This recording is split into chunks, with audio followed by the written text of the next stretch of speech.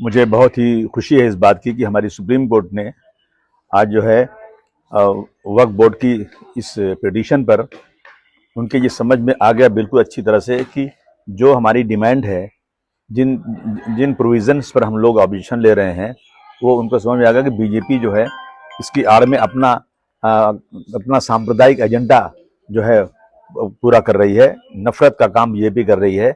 और अभी bill pass हुआ नहीं, कुछ चीज़ें बाकी रह गई थी। उसके पहले ही उत्तराखंड में, उत्तर प्रदेश में कई जगहों पे मदरसों को बंद करना, कहीं प्रॉपर्टीज को तोड़ के वहाँ दीवार खड़ी कर देना, कहीं एक नफरत का पैगाम शुरू कर देना है, ये शुरू कर दिया था। लेकिन बहुत अच्छी बात है कि बीजेपी की सुप्रीम कोर्ट ने इन सारी चीज़ों को देखते हुए एक स्टे दिया है। मुझे हमें पूरी उम्मीद है कि ये स्टे जो दिया गया है, इसके बाद जब इस पर बहस होगी तो जो चीज़ें जो है, ये हमारी जो अनकॉन्स्टिट्यूशनल जो इन्होंने एक सत्ता के उसमें घमंड में सत्ता के मेजॉरिटी होने की वजह से इन्होंने जो पास कर दिया है,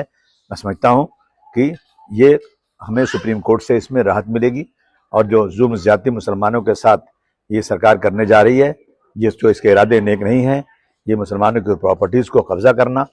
मस्जिदों को, मदरसों को, कब्रिस्तानों पर कब्जा करना, ये उनकी नीयत है। मैं समझता हूँ कि हमारी आदरणीय सुप्रीम कोर्ट इस पर अच्छा डिसीजन लेगी और मुसलमानों को के साथ जो जुल्म ज्यादती हो रही है उसमें ज़रूर मुसलमानों को राहत मिलेगी। हमें बहुत खुशी है, आज पूरा समाज खुश है सुप्रीम कोर्ट के इस जजमेंट से कि उन्होंने एक टेम्परेरी जो है स्टे दिया है। लेकिन हमें उम्मीद है कि ये फैसला इंसाफ की बुनियाद पर होगा और जो हमारे साथ ये जुल्म ज्यादती बीजेपी मेजॉरिटी के बेस पर कर रही है, उनका एजेंडा खारिज होगा और देश में आपसी भाईचारगी बढ़ेगी। बहुत बहुत शुक्रिया।